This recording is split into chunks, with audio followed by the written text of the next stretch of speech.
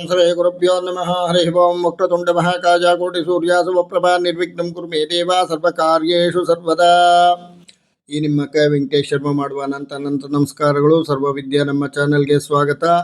ಹಾಗೂ ಫೇಸ್ಬುಕ್ಕು ಇನ್ಸ್ಟಾಗ್ರಾಮಲ್ಲಿ ಸಹ ನೋಡಿ. ಇವತ್ತಿನ ದಿವಸ ನಾನು ವರಮಹಾಲಕ್ಷ್ಮಿ ವೃತಾಕಥಾ ಸಂಗ್ರಹವನ್ನು ಹಾಕ್ತಾ ಇದ್ದೇನೆ.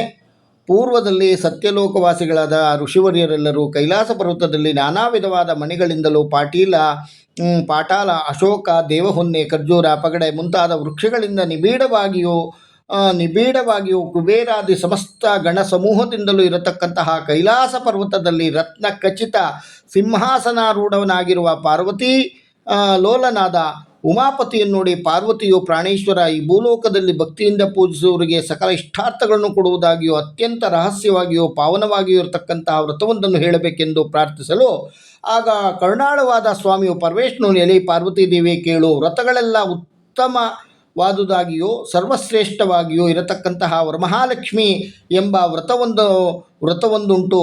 ಇದನ್ನು ಶ್ರಾವಣ ಮಾಸದ ಶುಕ್ಲ ಪಕ್ಷದ ಪೌರ್ಣಿಮೆಗೆ ಹಿಂದಿನ ಶುಕ್ರವಾರದ ದಿನ ಆಚರಿಸತಕ್ಕಂಥದ್ದು. ಅಂತಹ ಈ ವ್ರತದ ವಿಧಾನವನ್ನು ನಾನು ನಿಮಗೆ ಹೇಳುತ್ತೇನೆ, ಕೇಳು. ಎಲೆ ಪಾರ್ವತರಾಜನ ಪುತ್ರಿಯೇ ಕೇಳು ಎನ್ನಲು, ಆಗ ಪಾರ್ವತಿಯು, ಕಾಂತ, ಈ ವ್ರತವನ್ನು ಮಾಡುವ ವಿಧಾನ ಹೇಗೆ? ಹಿಂದೆ ಯಾರು ಈ ವ್ರತವನ್ನು ಆಚರಿಸಿ ಫಲವನ್ನು ಪಡೆದಿರುತ್ತಾರೆ ಎಂದು ಕೇಳಲು, ಆಗ ಪರಮೇಶ್ವರನು ಶ್ರಾವಣ ಮಾಸದ 2ನೇ ಶುಕ್ರವಾರದ ದಿನ ವಿಧಿ ಪ್ರಕಾರದಿಂದ ಭಕ್ತಿ ಪುರಸ್ಸರವಾಗಿ ಪೂಜಿಸಿದರೆ ಅಂತಹವರು ಸಕಲ ಸಂಪತ್ತನ್ನು ಪಡೆಯುತ್ತಾರೆಂದು ಈ ವಿಚಾರವಾಗಿ ನಡೆದ ಒಂದು ವೃತ್ತಾಂತವನ್ನು ಹೇಳುವನು, ಕೇಳು. ಇಂತೆಂದನು. ಹಿಂದೆ ವಿದರ್ಭವೆಂಬ ದೇಶವೊಂದಿತ್ತು. ಅದರಲ್ಲಿ ಕುಂಡಿನಿ ನಗರವೆಂಬ ಪಟ್ಟಣವೊಂದಿತ್ತು. ಆ ಪಟ್ಟಣದಲ್ಲಿ ಚಾರುಮತಿ ಎಂಬ ಬ್ರಾಹ್ಮಣ ಸ್ತ್ರೀ ಇದ್ದಳು. ಅವಳು ಪತಿವ್ರತ ಶಿರೋಮಣಿಯಾಗಿಯೂ ಸಕಲ ಶಾಸ್ತ್ರ ಸಂಪನ್ನಳಾಗಿ ಪ್ರತಿ ಶುಶ್ರೂಷೆಯಲ್ಲೂ ನಿರತಳಾಗಿ ಕಾಲ ಕಳೆಯುತ್ತಿದ್ದಳು. ಒಂದು ದಿನ ಈಕೆಯ ತನ್ನ ಪೂರ್ವಾರ್ಜಿತದ ಪುಣ್ಯ ಫಲದಿಂದ ರಾತ್ರಿ ನಿದ್ರಿಸುತ್ತಿರುವಾಗ ಒಂದು ಶುಕ್ರವಾರದ ದಿನ ನಡುರಾತ್ರಿಯಲ್ಲಿ ಒಬ್ಬ ಹೆಂಗಸು ಈಕೆಯ ಸ್ವಪ್ನದಲ್ಲಿ ಬಂದು, ಎಲೆ ಪತಿವ್ರತ ಶಿರೋಮಣಿಯಾದ ಚಾರುಮತಿಯೇ, ಎದ್ದೇಳು, ನಾನು ವರಮಹಾಲಕ್ಷ್ಮಿಯು ನಿನ್ನ ಭಕ್ತಿಗೆ ಮೆಚ್ಚಿ ನಿನಗೆ ವರಪ್ರದಾನವನ್ನು ಮಾಡಬೇಕೆಂದು ಬಂದಿರುವೆ. ಮಹಾಲಕ್ಷ್ಮಿಯೇ, ನಾನು ನಿನಗೆ ಒಳ್ಳೆಯದಾಗತಕ್ಕಂಥ ವಿಚಾರವನ್ನು ಹೇಳುತ್ತೇನೆ, ಕೇಳು. ಶ್ರಾವಣ ಮಾಸದಲ್ಲಿ ಶುಕ್ಲ ಪಕ್ಷದಲ್ಲಿ ಬರುವ 2ನೇ ಶುಕ್ರವಾರದ ದಿನ ನನ್ನ ಪೂಜೆಯನ್ನು ಯಾರು ಮಾಡುತ್ತಾರೆಯೋ ಅವರು ಸಕಲ ಇಷ್ಟಾರ್ಥಗಳನ್ನು ನಾನು ಕೊಡುತ್ತೇನೆ. ಪುಣ್ಯವಂತರಾದವರಿಗೆ ಮಾತ್ರ ಈ ನನ್ನ ವ್ರತದಲ್ಲಿ ಭಕ್ತಿ ಉಂಟಾಗುವುದೇ ವಿನಃ ಅನ್ಯರಿಗೆಂದಿಗೂ ಉಂಟಾಗಲಾರದು. ಆದ್ದರಿಂದ ಶ್ರಾವಣ ಮಾಸದ ಶುಕ್ರವಾರದ ದಿನ ನನ್ನನ್ನು ಆರಾಧಿಸು.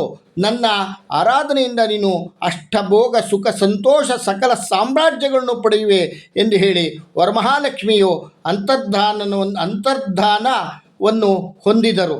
ಆಗ ಚಾರುಮತಿಯು ದಿಗ್ಭ್ರಾಂತಳಾಗಿ ನಿದ್ರೆಯಿಂದೆದ್ದು ನಡೆದ ಸ್ವಪ್ನ ವೃತ್ತಾಂತವನ್ನು ತನ್ನ ನೆಂಟರಿಷ್ಟರಿಗೆಲ್ಲ ತಿಳಿಸಿ ಶ್ರಾವಣ ಮಾಸವನ್ನೇ ಎದುರು ನೋಡುತ್ತಿರಲು ಅದು ಬಂದಿತು.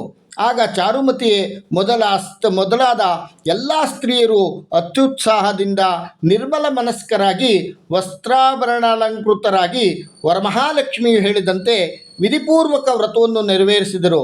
ವರಮಹಾಲಕ್ಷ್ಮಿಯು ಧ್ಯಾನ ಆವಾಹನಾದಿಗಳಿಂದ ಅರ್ಚಿಸಿ ಬಲಗೈಗೆ ದಾರವನ್ನು ಕಟ್ಟಿಕೊಂಡು ತುಪ್ಪದಿಂದ ಮಾಡಿದಂತಹ ಭಕ್ಷ್ಯಗಳನ್ನು ಮಹಾಲಕ್ಷ್ಮಿಗೆ ನಿವೇದನೆ ಮಾಡಿ ವೇದಶಾಸ್ತ್ರ ಸಂಪನ್ನನಾದ ಬ್ರಾಹ್ಮಣನಿಗೆ ಉಪಾಯನ ದಾನವನ್ನು ಕೊಟ್ಟು ಕಥೆಯನ್ನು ಕೇಳಿ ತಾವು ಸ್ವಸ್ಥಾನವನ್ನು ಸೇರಿದರು. ಈ ವ್ರತ ಪ್ರಭಾವದಿಂದ ಚಾರುಮತಿಯೇ ಮೊದಲಾದವರು ದಿನದಿನಕ್ಕೂ ಸಕಲ ಐಶ್ವರ್ಯ ಸಂಪನ್ನರಾಗಿ ಅಭಿವೃದ್ಧಿಯನ್ನು ಹೊಂದಿದರು. ದಾನಾಧರ್ಮಗಳನ್ನು ಮಾಡುತ್ತಾ ಕೊನೆಗೆ ಉತ್ತಮವಾದ ಮುಕ್ತಿಯನ್ನು ಸಹ ಹೊಂದಿದರು ಎಂದು ಪರಮೇಶ್ವರನು, ಎಲೆ ದೇವಿಯೇ, ಈ ಕೇಳು, ಈ ವ್ರತವನ್ನು ಸ್ತ್ರೀಯರಾಗಲಿ ಪುರುಷರಾಗಲಿ ಮಾಡಬಹುದು. ಮಧ್ಯಾಹ್ನದಲ್ಲಿ ಮಂಗಳ ಸ್ನಾನಾದಿಗಳನ್ನು ಮಾಡಿಕೊಂಡು ಶುಭ್ರವಾದ ಮಡಿಯನ್ನುಟ್ಟು ತನ್ನ ಮನೆಯಲ್ಲಿ ಮನೋಹರವಾದ ಮಂಟಪವೊಂದನ್ನು ನಿರ್ಮಿಸಿ ಅದರಲ್ಲಿ ಅಷ್ಟದಳ ಪದ್ಮವನ್ನು ಬರೆದು ತಾಮ್ರದಂತೆ ಹೊಳೆಯುವ ಮಾವಿನ ಚಿಗುರುಗಳ ಕಲಶವನ್ನಿಟ್ಟು ವರಮಹಾಲಕ್ಷ್ಮಿ ಪ್ರಾಣ ಪ್ರತಿಷ್ಠಾಪನೆಯನ್ನು ಮಾಡಿ ಪೂಜಾ ವಿಧಾನದಲ್ಲಿ ಹೇಳಿರುವಂತೆ ಪೂಜೆಯನ್ನು ಮಾಡಿ ಕಥಶ್ರವಣ ಮಾಡಬೇಕು ಎಂದು ಪರಮೇಶ್ವರನು ಪಾರ್ವತಿಗೆ ಹೇಳಿದನು ಎಂಬಲ್ಲಿಗೆ ಭವಿಷ್ಯೋತ್ತರ ಪುರಾಣೋಕ್ತವಾದ ವರಮಹಾಲಕ್ಷ್ಮಿ ವೃತಾಕಥೆಯು ಸಂಪೂರ್ಣವಾದದ್ದು. ಆದ್ದರಿಂದ ಸಹ ಈ ವರಮಹಾಲಕ್ಷ್ಮಿಗೆ ಜಾತಿ ಮತ ಭೇದವಿಲ್ಲ. ಎಲ್ಲರೂ ಸಹ ಸೇರಿ ಮಾಡಬಹುದು. ಯಾಕೆ ಅಂತಂದರೆ ಲಕ್ಷ್ಮಿ ಎಲ್ಲರಿಗೂ ಬೇಕಾಗಿರ್ತಕ್ಕಂಥದ್ದು. ಜಗನ್ಮಾತೆ ಜಗನ್ಮಾತೆ ಆಗಿರೋದ್ರಿಂದ ಜಗತ ಪಿತರೌ ಒಂದೇ ಪಾರ್ವತಿ ಪರಮೇಶ್ವರು.